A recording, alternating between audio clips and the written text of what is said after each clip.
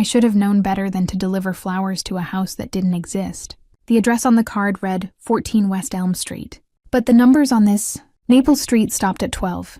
Rain hammered down like bullets, turning the cobblestones into rivers, and I was already 2 hours behind schedule. The arrangement in my passenger seat, white lilies, blue hydrangeas, silver dollar eucalyptus, cost more than I made in a week. My boss, Marco, would dock my entire paycheck if I came back with it, so I did what any desperate florist would do.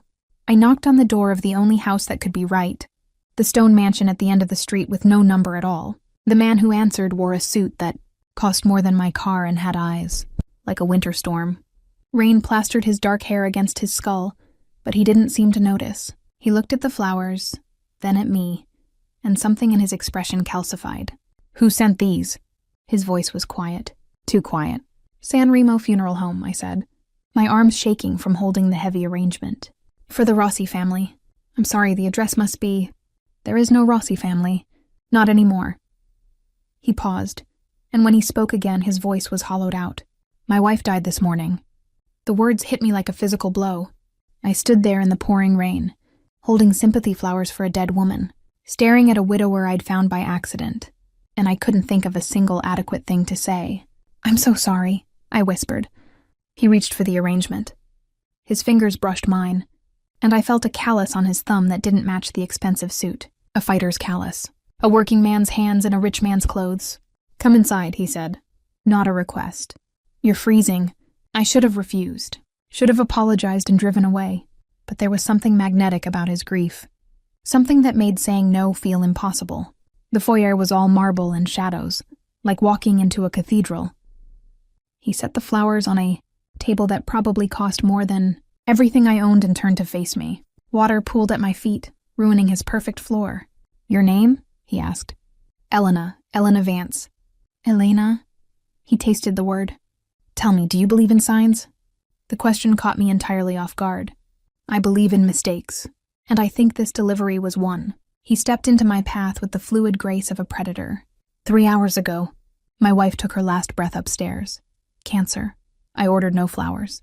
I wanted no condolences. Yet here you are in my home, with lilies that smell like death and a card with no sender, his slate gray eyes locked onto mine. This doesn't feel like a mistake to me. My phone buzzed. Marco, probably wondering where I was. "Sir, I really need to get back." "Gianluca," he interrupted.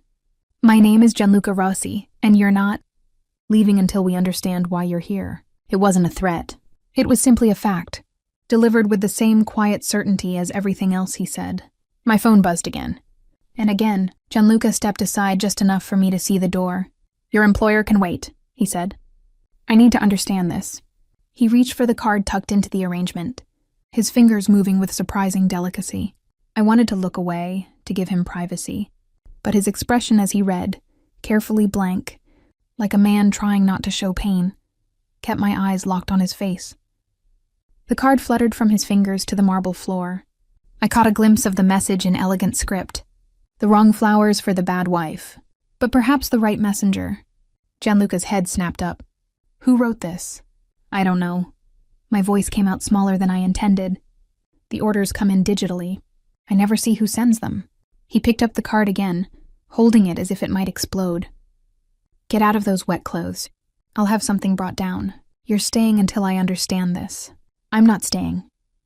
The words came out with more force than I felt. "I have a job. I have a life."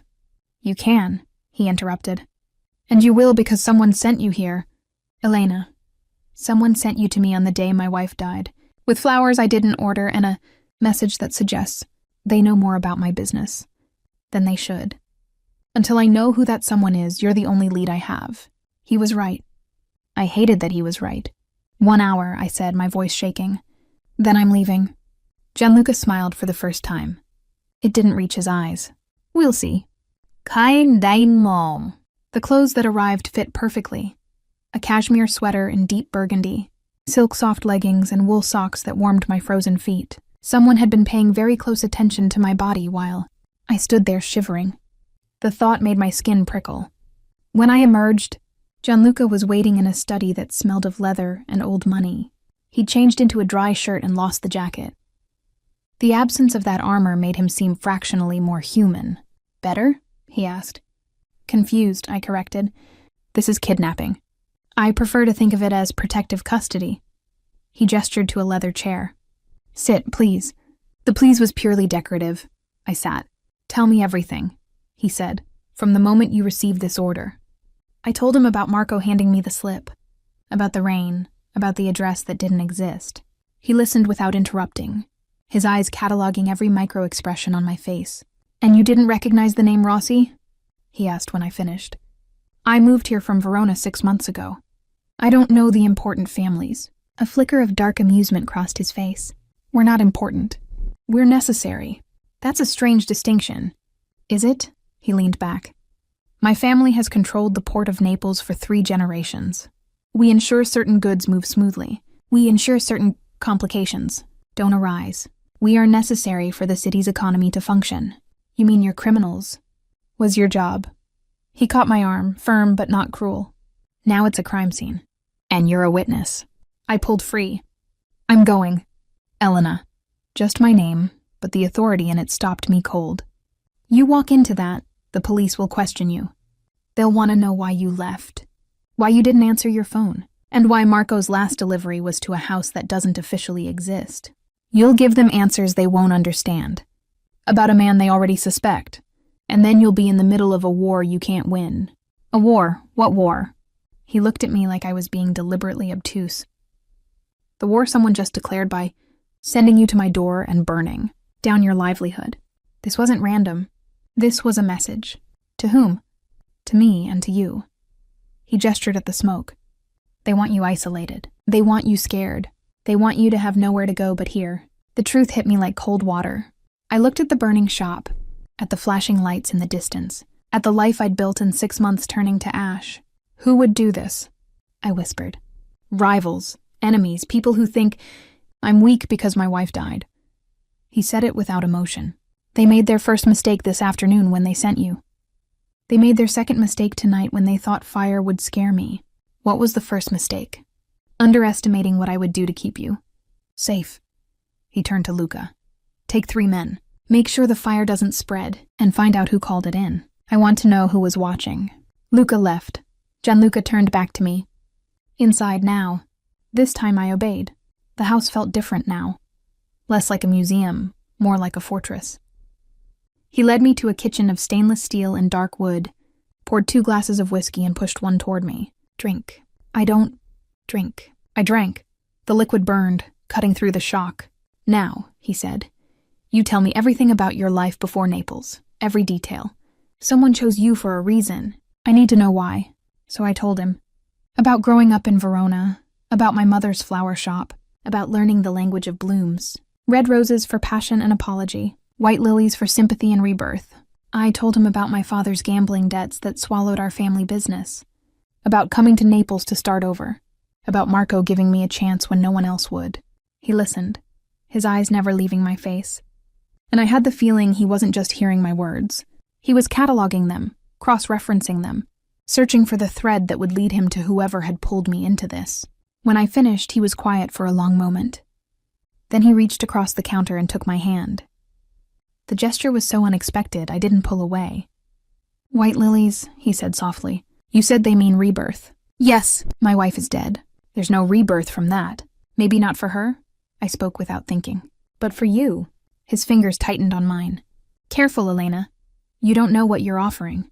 I'm not offering anything. I'm just here, because someone made me be here. Are you? He released my hand and stepped back. Or are you exactly where you're supposed to be?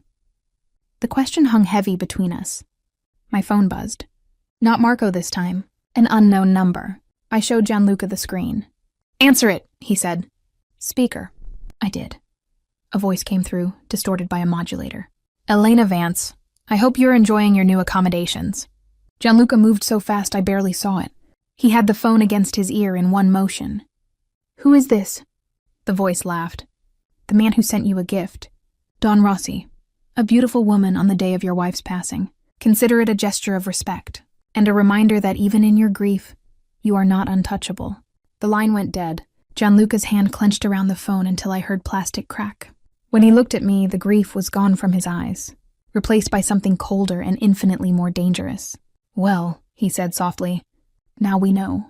"Know what?" "That you weren't a mistake." He dropped the ruined phone on the counter. "You were a gift, and in my world gifts come with strings." He turned to leave, then stopped. "Get some sleep, Elena. Tomorrow we start pulling those strings. And I promise you, whoever is on the other end won't like what they find." I stood alone in the kitchen, listening to his footsteps fade. My phone was broken. My life was burning a mile away, and I was wearing a dead woman's clothes in a killer's house, waiting for a war I hadn't asked for to begin. The lilies sat on the foyer table, their white petals glowing in the dim light. Rebirth, I'd said. I wondered if I even believed it anymore. The room they gave me overlooked a garden that belonged in a dream. Expensive furniture, neutral colors, a bed like sleeping on a cloud.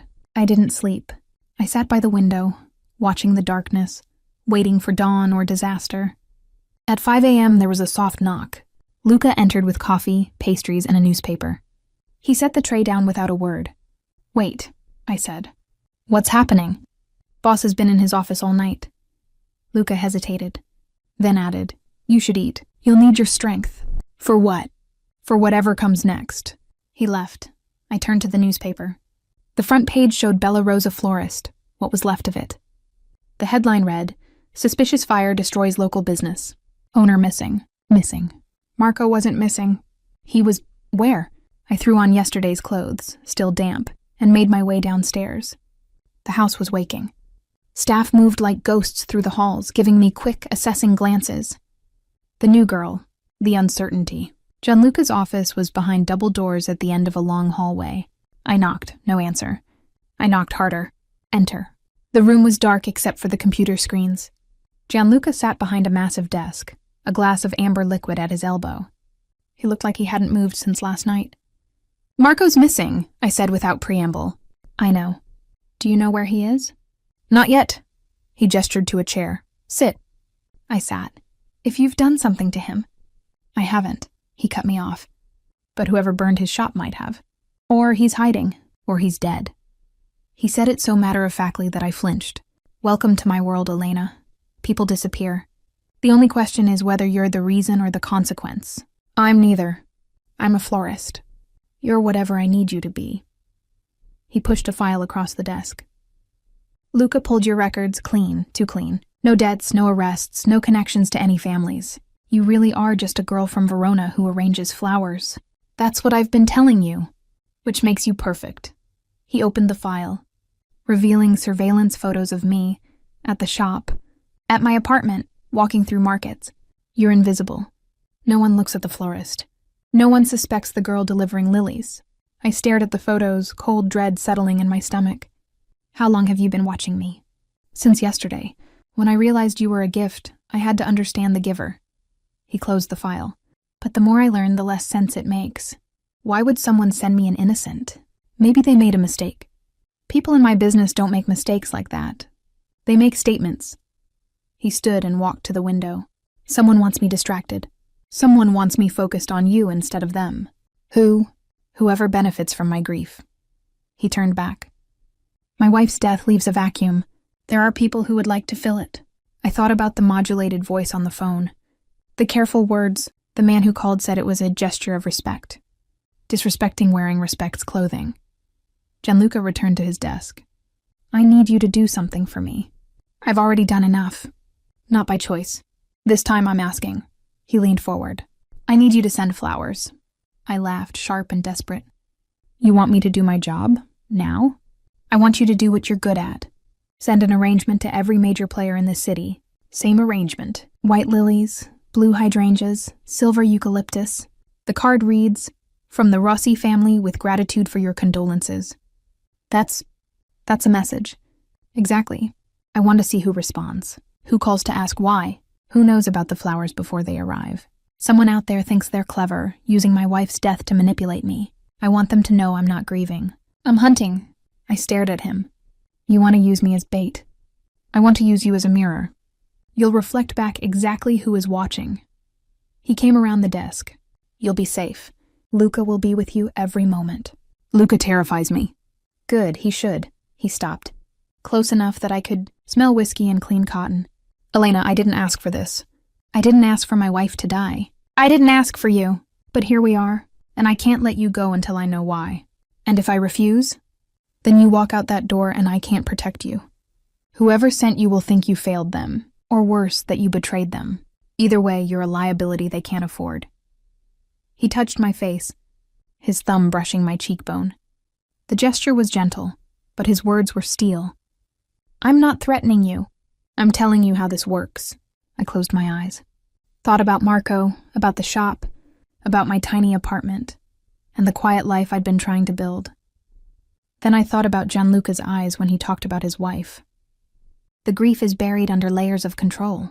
Fine, I whispered. One arrangement. That's it. One arrangement to start. I opened my eyes. That's not what we agreed. We're not agreeing on anything. We're surviving. He dropped his hand. Luca will take you to the shop. We have a temporary setup in the back. You'll make the arrangements there. You'll send them, and you'll watch. Watch what? Watch who watches you. Kain dain mom. 2 hours later, I stood in a makeshift flower shop in the back of a warehouse that smelled of gasoline and secrets. The flowers were the same quality as Marco's, the tools familiar. But the man leaning against the wall, watching my every move with dead eyes, made everything different. I started with the lilies, stripping leaves, cutting stems at angles. The work was meditative, the one thing that made sense in this chaos. As I worked, I thought about the original message, the wrong flowers for the bad wife. But perhaps the right messenger. Whoever wrote it had known about the flowers and had known about Gianluca's wife, had known he would be alone, grieving, vulnerable, and they had sent me, a stranger, to walk into that moment. Why? As I finished the first arrangement, my phone, replaced by Luca with a new secure device, buzzed. A text from Gianluca. First delivery goes to Antonio Moretti. Via Toledo 47, oversee him. I looked at Luca. Let's go. Antonio Moretti ran a cafe where older men played cards and tourists paid too much for espresso. He was in his 60s with a face like weathered stone and eyes that missed nothing. When I walked in with the lilies, his expression didn't change. Not one muscle. Delivery for Antonio Moretti, I said, setting the arrangement on the counter. He looked at the flowers, then at me, then at Luca by the door. From the Rossi family. With gratitude for your condolences. I sent no condolences. The card says otherwise. He picked up the small envelope and opened it. His eyes scanned Gianluca's simple note of thanks. I watched his hands, steady, too steady. A man receiving unexpected flowers from a grieving donor should show surprise. He showed none. Tell Don Rossi I appreciate the gesture, he said carefully. His family remains in my prayers. I nodded and left. Outside, Luca fell into step beside me. Well, he knew, I said. He wasn't surprised. He was waiting. Luca grunted and typed into his phone. We moved to the next delivery, a leather goods shop owned by Franco De Luca. Same routine, same card. Franco's hands trembled when he took it, and he couldn't meet my eyes. He's scared, I reported, terrified of whatever this means. By the 5th delivery, I had a pattern. Some recipients were calm, prepared. Others were nervous, twitchy. One, a woman who ran a boutique near the Spanish Quarter, actually tried to refuse the flowers. I can't accept this, she whispered, glancing around like the walls had ears. Please tell Don Rossi I meant no disrespect. By not sending condolences? I asked. She paled. I didn't know. I swear I didn't know. But her eyes said otherwise. She'd known, and she'd chosen silence. In Gianluca's world, silence was a statement. We made 12 deliveries. By the end, my arms ached, but my mind was racing. I was mapping a network of loyalties and betrayals, all expressed through who had sent flowers and who hadn't, who was prepared and who was afraid. Back at the warehouse, Gianluca was waiting. He'd set up whiteboards, and as I reported each reaction, he wrote names, connecting them with colored lines. Blue for calm, red for scared, green for refusers. Antonio Moretti, he said, tapping the blue line. He's with them. He knew this was coming. Franco De Luca, scared because he didn't send condolences, and now he's been called out. Carlotta, he paused. She's a wild card. You're building a map, I said, realizing. A map of your enemies. A map of who thinks I'm weak. He stepped back, surveying the board. Someone told them my wife died. Someone organized them, Someone wanted them to know I was vulnerable. And the flowers? The flowers tell me who listened. He turned to me. You did well today. You saw what I needed you to see. I'm a florist, not a spy. You're whatever I need you to be. He said it without emphasis, but the words branded themselves into my skin. Tomorrow we do it again, but this time different flowers. Different how? Roses, red ones, to the same people. The card will read, "For those who stood with us in our time of need. We stand with you in yours." I saw the trap immediately. You're testing them. The roses will mean something different to the loyal versus the plotting. Exactly. He smiled, and this time it reached his eyes. You're learning. That night, I dreamed of flowers. White lilies turning to blood-red roses, their thorns growing longer, sharper. I dreamed of Gianluca's hands, calloused and gentle, stripping leaves and cutting stems. I dreamed of Marco, somewhere in darkness, his face obscured by smoke. I woke to a sound in the hallway. Footsteps, soft, careful, not Luca's heavy tread, not Gianluca's confident stride. Lighter, stealthier, I lay frozen, listening. The footsteps stopped outside my door. The handle turned slowly, silently. My heart hammered. I had no weapon, no defense, just flowers and foolish belief. The door opened a crack. A figure slipped inside, small, quick. A woman. She closed the door behind her and stood in the darkness, breathing hard. "Elena?" she whispered. "Elena Vance?" I didn't answer. Couldn't. "Please," she said, her voice breaking. "I need your help. My name is Isabella Rossi, and I'm not dead." "Kind dein mom." The woman moved into the moonlight from the window. She was younger than I'd expected, maybe 35, with dark hair and delicate features that spoke of old money and careful breeding. She was also very much alive. "You're supposed to be dead," I whispered. "That's what Gianluca told everyone." She sat on the edge of my bed, hands trembling. He had to. It was the only way to keep me safe. Safe from what? From him. She saw my confusion. Not Gianluca. The man who tried to kill me. The man who wants his territory, his power, everything. Gianluca faked my death to draw him out. I sat up, pulling blankets around me like armor. "You need to leave. Right now. If Gianluca finds you, he already knows I'm here." She smiled, sad and knowing. "This is his house. Nothing happens without his knowledge." He let me in. The door opened. Gianluca stood there in sweatpants and a t-shirt, looking almost human. He looked at Isabella, then at me, and nodded. "She needs to understand," Isabella said. "She will." Gianluca crossed to the window and pulled the curtain shut. "But she won't like it." I looked between them, this man whose wife had died this morning and this woman who was supposed to be that wife. The pieces weren't fitting. They were from different puzzles entirely. "Someone tried to poison me 3 months ago," Isabella said quietly. Slow acting, cumulative. Gianluca found out through his sources. He couldn't prove who did it, but he knew it was someone close. Someone in the family. "So you, what, pretended to die?" "We turned my illness into a weapon." Gianluca turned from the window. Isabella's cancer was the cover story. We let it be known she was dying and made it look real. Doctors, treatments, the whole performance. This morning she took her last breath, medically induced. The doctor who pronounced her dead is ours. The body that left this house was a corpse from the morgue, dressed in Isabella's clothes. I felt sick. "That's insane." "That's survival." Isabella reached for my hand. We needed the traitor to believe he'd won, to get comfortable, to make his next move, and that move was me. "The flowers," Gianluca said.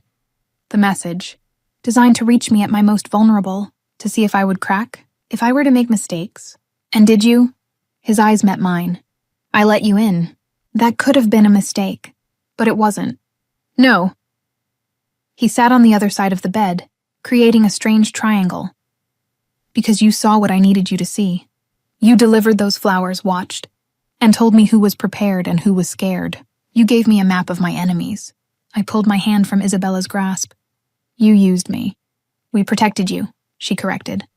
"The fire at Marco's shop? That was real. That was the traitor eliminating loose ends. If you'd been there, you'd be dead. Gianluca brought you here to keep you safe." "Safe?" I laughed harshly. "I'm in a mafia boss's house. His not-dead wife just appeared in my bedroom. And you're telling me I'm safe?" You're safer here than anywhere else, Gianluca said. Because now you're under my protection. And the man who thinks he killed my wife knows it. Isabella stood. I'll give you two a moment. She moved to the door, then paused. Elena, I know this is overwhelming, but Gianluca trusts you. That's not something he gives lightly. She left, closing the door softly. I turned on Gianluca. How could you do this to her? To yourself? How could I not? He stood, pacing like a caged animal. Someone in my own organization tried to kill my wife, someone I trusted. I couldn't prove it, couldn't move against them without starting a war, so I created a scenario where they would show their hand, by faking her death, by giving them exactly what they wanted. He stopped pacing. And it worked. They sent you, they sent a message. They think I'm broken, distracted, vulnerable. And are you? He looked at me, and for the first time since I'd met him, I saw truth stripped bare. Yes, but not for the reasons they think. I didn't ask what that meant. I wasn't sure I wanted to know. Tomorrow, he said. Isabella will be buried. The funeral will be private, family only. And you will be there. Why? Because the traitor will be there. And I was hoping you could watch them as you did the flower recipients. I need you to tell me who doesn't belong. I'm not a detective. No, you're better. You're invisible. People say things around florists they wouldn't say around cops. He moved closer. You have a gift, Elena. You read people. You see what they hide. I've watched you do it. That's not a gift. That's survival. Then survive this. He was close enough that I could feel the heat from his body. Help me find the person who tried to kill my wife. Help me end this, and I'll give you a life you never imagined. That's a big promise. It's a bigger threat. His voice dropped. Because if you don't help me, the person who sent you will come for you. They'll think you're working for me. They'll think you know something. And you will. Because I'm going to tell you everything. I looked up at him. At this man who had lost so much and was willing to lose more to get justice. I thought about Marco. About the shop. About the life that was already ash. I thought about the way Gianluca's hand had felt on mine. The way he'd looked at me like I was the answer to a question he hadn't asked yet. Everything? I whispered. Everything. He cupped my face, his thumb tracing my cheekbone. Starting with why I can't stop thinking about the way you looked at those lilies and saw rebirth instead of death. The door opened. Luca stood there, face grim. Boss, problem. The funeral home just called. Isabella's body has been stolen. Gianluca's hand dropped. What? Someone broke into the morgue an hour ago. Took the corpse. Left a note. Luca held out a piece of paper. Gianluca took it, read it. His knuckles went white. He handed it to me. The note was short, written in block letters. I know she's not dead. I want the real one. You have 24 hours. The house went into lockdown in seconds. Gianluca moved through the halls like a general deploying troops, barking orders in rapid Italian. Luca shadowed him, a silent pillar of violence waiting for direction. Isabella was hustled to a safe room I hadn't known existed. I was supposed to stay put.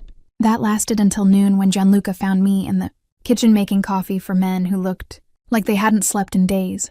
You should be resting, he said, taking the pot from my hands. Resting won't bring Marco back. Or stop whoever this is. No, but it will keep you sharp for tonight. What's tonight? The funeral. He poured 2 cups and handed me one. Isabella's funeral. The real one, with the empty casket and the grieving widower. You need to be there. And you need to be ready. Ready for what? For anything. His phone buzzed. He checked it, expression darkening. The first guest has arrived early. Antonio Moretti, the man you said was calm when he got the lilies. He's one of them. Yes, and he's here to test how broken I am. He set his coffee down. Come with me. The funeral was held in the family. Chapel on the grounds, a small stone. Building that looked ancient and permanent. Mourners gathered in black, their faces carefully arranged into sympathy. I stood to the side in a simple black dress that had appeared in my room. Watching them arrive, Gianluca stood by the casket, beautiful, empty, polished mahogany and brass. He played the grieving widower perfectly, accepting condolences with stoic nods, his eyes dry but his posture defeated. It was a masterclass in performance. I watched Antonio Moretti approach. He took Gianluca's hand, leaned in close, and said something I couldn't hear. Gianluca's expression didn't change, but his shoulders tightened almost imperceptibly. Then Antonio turned to me. You must be the florist. he said, voice smooth as silk. The one who brought the lilies. I nodded, unsure what to say. Beautiful arrangement. Don Rossi has always had excellent taste. He smiled, but his eyes were cold. Tell me, did you choose the flowers yourself? Or were they ordered specifically? The order came from the funeral home, I said, the lie clumsy on my tongue. Of course, he patted my hand. Such a difficult time for everyone. He moved away. I felt Gianluca's gaze on me. I gave a tiny shake of my head. Antonio knew. He knew the flowers were a message, and he was testing to see if I understood it. The service began. A priest spoke in Latin, voice echoing off stone walls. I stood in the back, watching faces instead of listening to words. I saw fear, curiosity, calculation, but most of all relief. These people believed Isabella was dead, and they were relieved because it meant Gianluca was weakened. Midway through the service, Gianluca's phone vibrated. He checked it discreetly, then looked at me, a tiny nod toward the door. I slipped out. Luca was waiting. The morgue called. They found something in the stolen corpse's clothing. A tracking device. Someone wanted you to find it? Someone wanted us to know they could get that close. Luca's expression was grim. Boss wants you in the security room now. The security room was a wall of monitors showing every angle of the property. Gianluca stood before them, tie loosened, jacket gone. Watch, he said, pointing to a monitor showing the chapel interior. Tell me what you see. I watched the mourners, the way they sat, and whispered to each other. The man in the third row left side. He's not watching you. He's watching Antonio. Gianluca leaned in. Go on. He's nervous. Keeps touching his left pocket. That's where he'd keep a weapon. He's not here to mourn. He's here to protect. Or to witness. Gianluca typed something. The camera zoomed in. The man's face filled the screen. That's Marco's brother. The one who works for Antonio. My blood ran cold. Marco's brother is here? Marco's brother set the fire.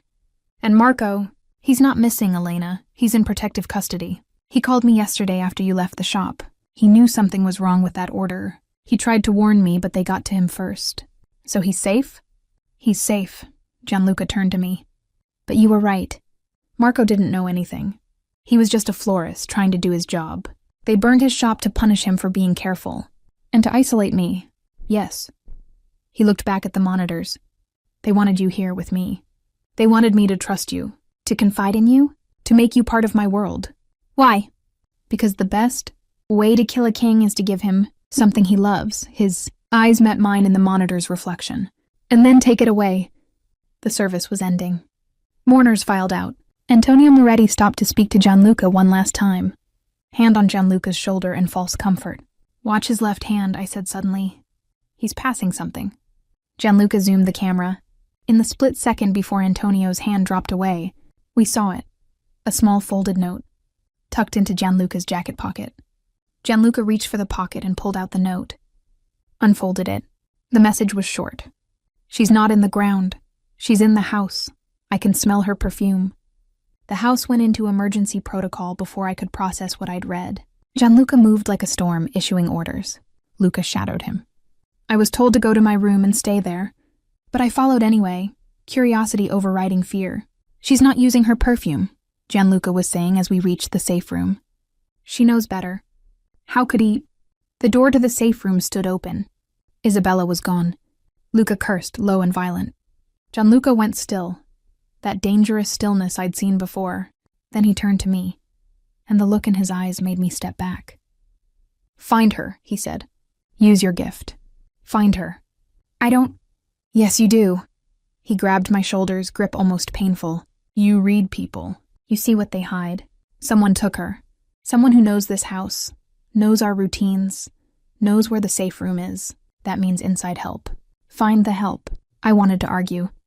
But his desperation was palpable, crawling under his skin. This wasn't about strategy anymore.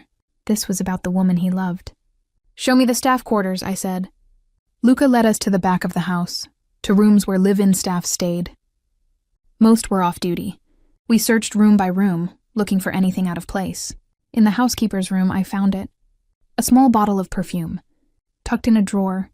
Isabella's scent is distinctive and expensive. The housekeeper, Rosa, was nowhere to be found. She's been with us for 15 years. Luca said, voice tight. She helped raise Isabella. 15 years is a long time to build loyalty, I said. Or resentment. Gianluca appeared in the doorway, phone to his ear.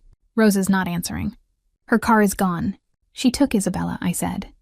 But she didn't leave the property. The gates would have logged her exit. Gianluca checked his phone. No log, they're still here.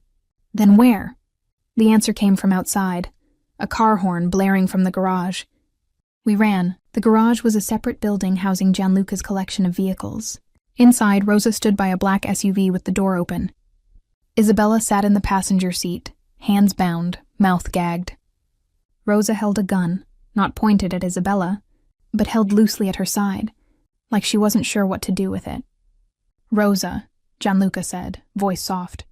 What are you doing? He promised me. Don Rossi. He promised my grandson would be safe. Tears streamed down her face. They took him yesterday. Said they'd kill him if I didn't bring her to them. Who? The man from Palermo. Lombardo. She gestured with the gun. Not threatening, just desperate. He said she was already dead. He said it wasn't really her. He said, I know what he said. Gianluca took a step forward.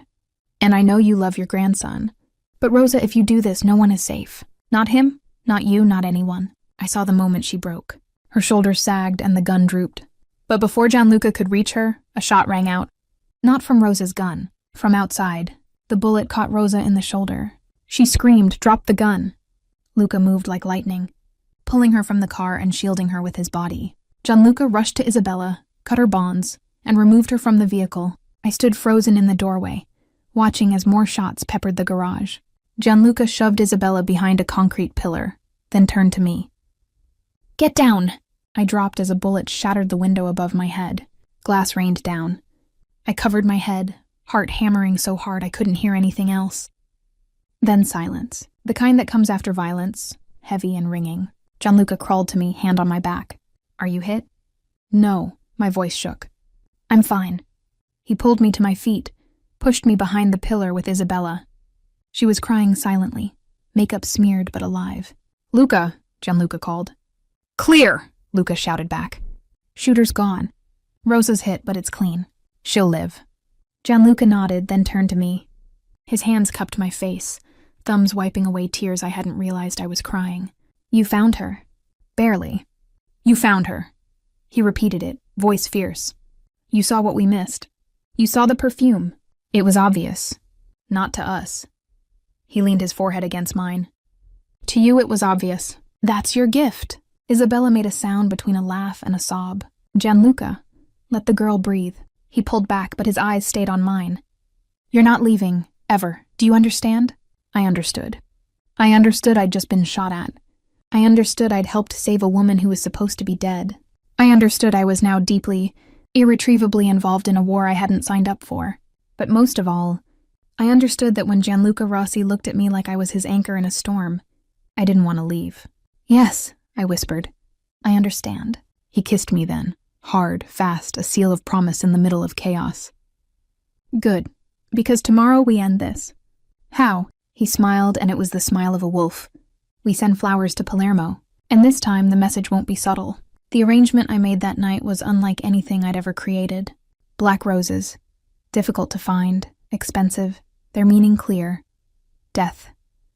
White calla lilies for resurrection and rebirth, and in the center, a single perfect bird of paradise, vibrant and defiant.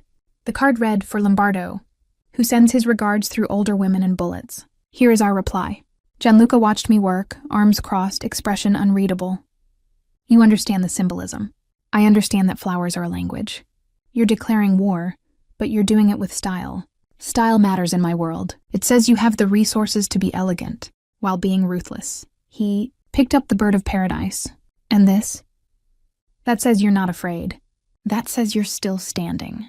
He set it down gently. You're still wearing the earrings I gave you. My hand went to my ear, to the diamond that was also a panic button. I haven't had a reason to use them. Let's hope you never do. He moved closer, presence filling the workspace. Tomorrow you and I deliver this ourselves. To Palermo, to his doorstep. He wants a show of weakness. We'll give him a show of strength. The next morning we took a helicopter. I'd never been in one before. The world fell away beneath us. Naples shrinking to a toy city, the sea spreading out like blue glass. Gianluca sat beside me, hand on my knee, constant and grounding. "You're quiet," he said over the roar of the blades. "I'm thinking about how far I've come from delivering lilies in the rain." "You're not that girl anymore." "Who am I?" "You're the woman who found my wife when my own men couldn't. You're the woman who stood in a garage while bullets flew and didn't break." His hand squeezed. "You're the woman I'm going to marry." The words hung between us. I turned to look at him, sure I'd misheard. "What?" "You heard me." He wasn't smiling. He was serious. "I told you, Elena, I don't let go of what's mine. And you are mine, not as a possession, as a partner, as a queen." "That's a big title for a florist?" "That's the right title for the woman who will help me rule." The helicopter landed on a rooftop in Palermo, Lombardo's territory. We were met by men with guns, but they didn't raise them. They recognized Gianluca and respected him enough to let us pass. Lombardo's home was a palace of marble and glass, all sharp angles and cold light. He met us in a study overlooking the city. A man in his 50s with silver hair and a smile that didn't reach his eyes. "Don Rossi," he said, spreading his hands. "To what do I owe this pleasure?" Gianluca set the arrangement on Lombardo's desk. "A gift for your condolences." Lombardo looked at the flowers, at the card, at me standing quietly beside Gianluca. "And who is this?" "The woman who will be my wife," Gianluca said, voice carrying the weight of a pronouncement. Lombardo's smile faltered. "Congratulations. Though perhaps hasty given your recent loss. Isabella would have wanted me to be happy." Gianluca's tone was ice. "She would have wanted me to find someone strong enough to stand beside me. Someone who sees what others miss." Lombardo looked at me, really looked, and I saw the moment he understood, the moment he realized the flowers had never been about grief. They'd been about information, about who knew what and when. "You sent her to me," Lombardo said slowly. "The florist. The lilies. I sent her to everyone. You were the only one who knew what they meant." Lombardo's hand moved toward his desk drawer. Gianluca was faster. He had a gun in his hand, pointed not at Lombardo, but at the arrangement. "Don't. The bird of paradise is lovely, but the vase is wired. You move wrong, and this whole room becomes a memory." Lombardo froze. "You wouldn't." "I would. For her." Gianluca didn't look at me, but I felt the words like a brand. "You tried to take what was mine. You tried to kill my wife. You burned a man's livelihood to send a message. Here's my reply. Leave Naples. Leave Campania. Leave Italy, or the next arrangement I send will be for your funeral." He took my hand. We walked out. No one stopped us. In the helicopter, flying back to Naples, I finally spoke. "The vase wasn't really wired." "No," he smiled. But he didn't know that. And now he knows I'm willing to bluff with a straight face. "Is that what you were doing with me? Bluffing?" He turned to me, eyes serious. "No, that was a promise."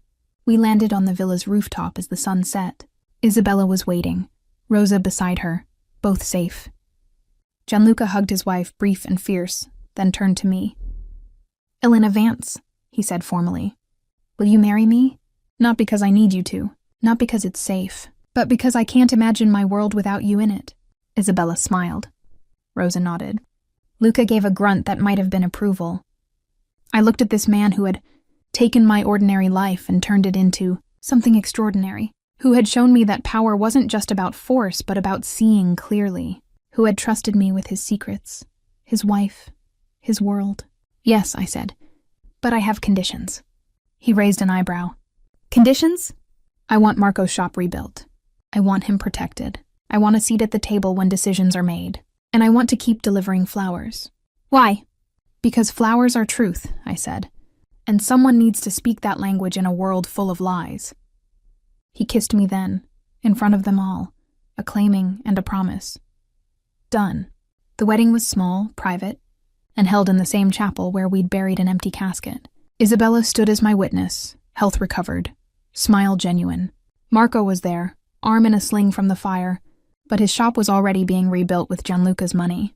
My parents flew in from Verona, confused but happy, believing I'd fallen in love with a wealthy businessman who adored me. They weren't wrong. They didn't know the whole truth. I wore ivory silk, and in my bouquet, I carried white lilies for rebirth and red roses for passion, and a single bird of paradise for defiance. Gianluca's ring was simple gold, but the earrings he gave me remained, a promise of protection. Our vows were private, just between us. He promised to protect me, to value me, never to let me become a ghost in his world. I vowed to stand with him, to see what others missed, to be his truth in a life built on shadows. Afterward, in the library that had become my domain, he gave me a gift.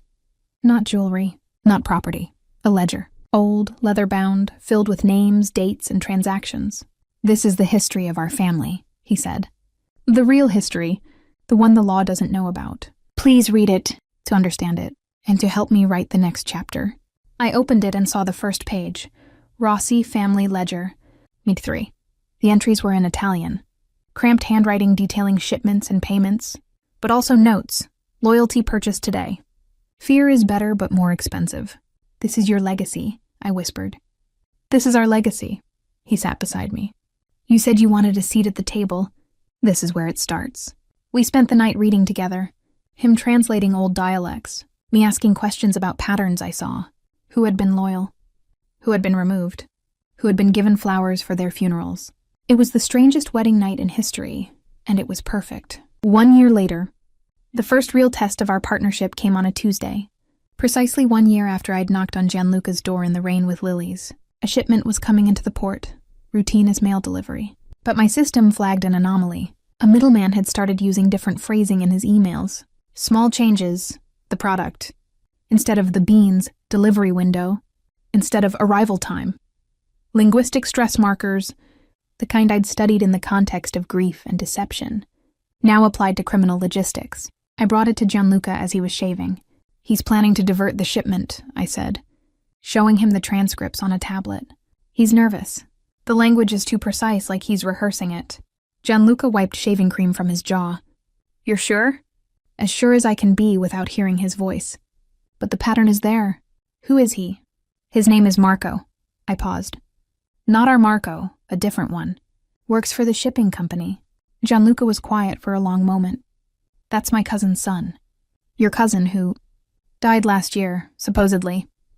He set the tablet down. This boy was like a nephew to me. I gave him the job as a favor, and now he's betraying you. Or being used. Gianluca looked at me. We need to be certain. So we set a trap. Gianluca let the shipment proceed as planned, but moved up the timeline. Instead of arriving at midnight, it would come at 10, and instead of the usual warehouse, it would go to a decoy location. The cousin's son, young Marco, would have to act fast if he was going to divert it. And he did. At 9:45 p.m., he called the driver and changed the destination. At 9:50, he was waiting at the decoy warehouse with 3 men and a truck. At 9:55, Gianluca and I were watching from a surveillance van across the street. He's just a kid, I whispered. He's 23. Old enough to know better. Gianluca's voice was stern. Old enough to face consequences. The truck pulled in. Marco's men moved to unload it. And then Gianluca's men moved in. Luca leading the charge. Guns drawn, shouts filling the night. It was over in minutes. Marco was on his knees, hands bound, face white with terror. Gianluca left the van and walked over, steps measured and slow. I stayed in the truck, watching on monitors. Zio, Marco pleaded. Uncle, please. They have my mother. They said they'd kill her if I didn't. Who? Gianluca's voice was quiet, but it carried. The Lombardos. They never left. They're still here, in Naples. They said you were weak, that you cared more for your florist than your family. The crack of Gianluca's hand across Marco's face echoed through the warehouse. Not anger, correction. Don't you ever speak her name. Marco fell silent, blood trickling from his lip. Gianluca crouched down, eye level. Your mother is safe. She's been safe since yesterday. When I moved her to a location you didn't even know about. Because I suspected. I always suspect. He stood. But you chose them over family. That choice has consequences. He turned away. Luca stepped forward, but Gianluca held up a hand. No, not the usual. He looked at the truck, at coffee beans spilling from a torn bag, at white powder visible inside. You wanted to steal from me? Fine, you can keep it. All of it. Marco's eyes widened. What? You're going to work for the Lombardos now. You're going to tell them you succeeded. You're going to be my eyes inside their operation. Gianluca smiled. Or I will tell them you failed. And they will kill you. It was brilliant. And brutal. And precisely what I'd come to expect from him. Mako nodded, desperate. Yes, anything. Gianluca walked back to the van and climbed in beside me. You were right, he said. The language was off. And now you have a spy in their camp. Now I have a spy. He pulled me onto his lap, arms wrapping around me. But I also have you, and you're the one who saw it coming. The final move came not with guns or flowers, but with words. Gianluca had been collecting evidence, financial records, intercepted communications, testimonies from men like Marco who'd been turned. It was enough to bring down the Lombardo family. Not through violence, but through law. They're criminals, I said, confused when he explained. Won't they just kill anyone who tries to arrest them? Not if the arrest comes from within. He showed me a file. The Lombardos have a son. Young, idealistic, studying law in Rome. He doesn't know what his father does. He thinks he's a legitimate businessman. You want to turn the son against the father. I want to give him the truth. And let him choose. It was the most ruthless thing I'd ever heard because it wasn't about force. It was about destruction from the inside out. We flew to Rome. Gianluca arranged a meeting. Just a chance encounter. At a cafe near the university. He sent me in alone. The son, Matteo Lombardo, was handsome in a clean-cut way, eyes bright with youth's certainty. He smiled when I approached, confused but polite. Do I know you? He asked. No, but I know your father. I sat down without being invited. And I think you should too. I laid the file on the table. Photos, recordings, bank statements, evidence of murder, extortion, and trafficking. Matteo flipped through it, expression moving from confusion to horror to disbelief. This is fake, he whispered. Check the account numbers. Check the dates. Check the names of the victims. I leaned forward. Your father is a monster, Matteo. And he's going to fall. The only question is whether you fall with him, or whether you help bring him down. He looked up at me, tears in his eyes. Who are you? I'm the woman who delivers flowers. I stood. And I'm telling you that sometimes, the most beautiful things grow from the worst dirt. You can be better than him. Or you can be him. Choose. I walked away. Didn't look back. 3 days later, the news broke. Matteo Lombardo had gone to the authorities. He'd turned over everything, including evidence of his father's involvement in a recent murder. The elder Lombardo was arrested in his home, in front of his wife and daughter. The organization crumbled within days, each member turning on the others in desperate bids for leniency.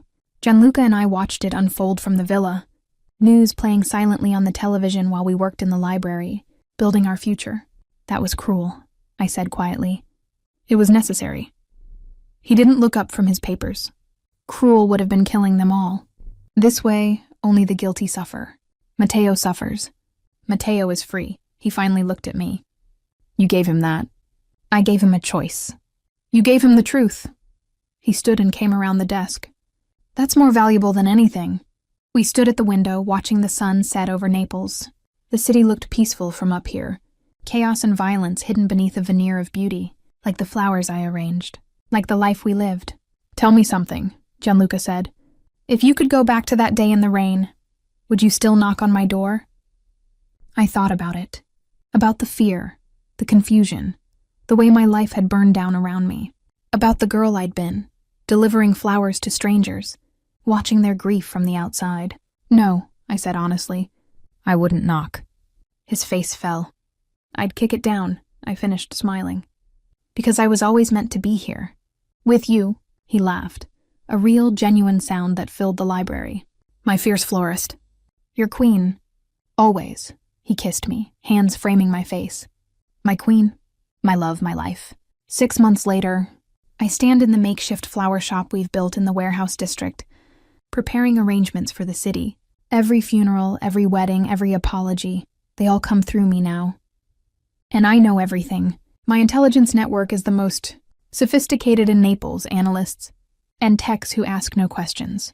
I read financial records the way I once read flowers, seeing hidden meanings in transfers and deposits. I discovered that Antonio Moretti had been skimming from port fees for years, that Franco De Luca's fear wasn't about disloyalty, but about a debt he couldn't pay, that Carlotta's refusal of flowers wasn't about disrespect, but about a secret alliance she wanted to break, but didn't know how. I gave Gianluca the complete map he'd asked for. It showed not just enemies, but opportunities. Not just threats, but leverage. Tonight, we're hosting a dinner party. Antonio Moretti, Franco De Luca, and Carlotta will be there. They'll sit at our table, eat our food, and drink our wine. And as they leave, each will receive a gift. A small arrangement from me. Each one coded with a message only they would understand. Antonio holds black roses, I know. Franco holds white lilies. Forgiveness is possible. Carlotta's holds birds of paradise. Fly free. None of them says a word, but their faces tell me everything. They understand that the florist is now the queen, and the queen sees everything. Later, as we lie in bed, Gianluca traces the lines of my face in the darkness. You never asked me if I loved her. Isabella. Do you? Yes, but different from I love you. She was my past. You are my future. He kissed my forehead. She taught me how to be a king.